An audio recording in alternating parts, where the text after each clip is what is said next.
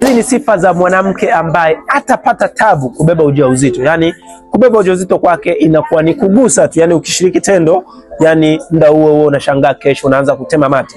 Sifa namba 1 ni mwanamke ambaye anaufahamu vizuri mzunguko wake na huwa haubadiliki idadi ya siku. Yani kama ni 28 basi ni 28, lakini pia hata siku za hedhi hazina tofauti sana.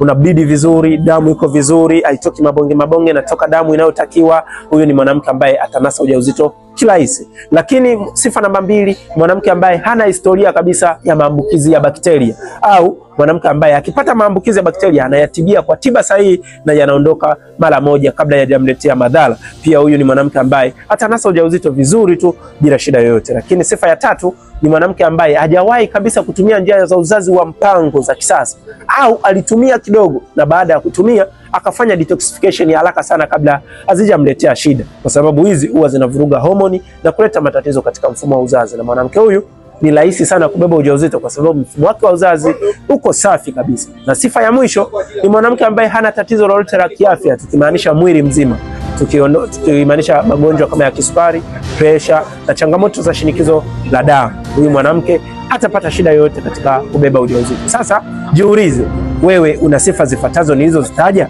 Kama sifa hizi uko kinyume nazo, basi hakikisha unanitafuta kwa namba zilizopo katika biography ili nikusaidie matibabu uweze kubeba ujauzito kiurahisi kama wengine walivyoweza kubeba, kwani na matibabu sahihi na ya moja kwa moja. Karibu.